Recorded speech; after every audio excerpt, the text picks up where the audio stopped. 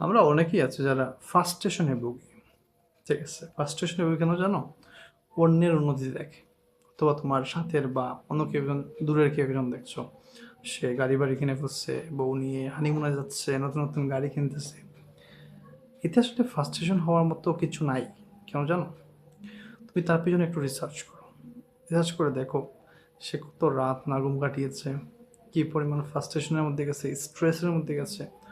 অনেক সময় সে সুইসাইড করার চিন্তা ভাবনা করছে, তার ফ্যামিলির গালি খাইছে, তার পাড়া প্রতিবেশীর গালি খাইছে, কী করতেছিস তুই, টাইম যায় কিছু করতে পারিস না।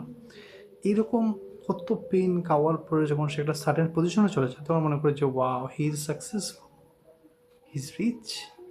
কিন্তু রিচ হতে গিয়ে সে কী পরিমাণ পেন খাইছে সেটা আপনি আমি জানি না।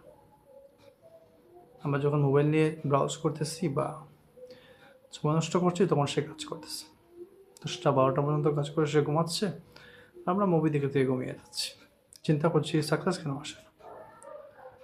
সাকসেস সহজে যদি চলে আসতো তাহলে সবাই ফ্রিল্যান্সিং, ডেভেলপার হয়ে, ডিজাইনার হয়ে, কোটিপতি হয়ে যেত। কনসিস্টেন্সি হচ্ছে সবচেয়ে বড় জিনিস, হচ্ছে লাক।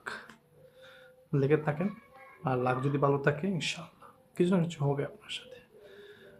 কাউকে দেখে কোনো জাজ করবেন না, সে তো করে ফেললো, কেমনে করে ফেললো। যদি এরকম ফ্রাস্ট্রেশন আসে মাথার মধ্যে, কাজ করবেন, গুগলে যান, গিয়ে তার সম্বন্ধে সার্চ করেন, লোকটা স্টোরিটা কি, সে কোত্থেকে উঠে আসছে, কত সময় লাগছে তার কাজটা করতে, কতবার ফেল করছে সে তার জীবনে, দেখেন।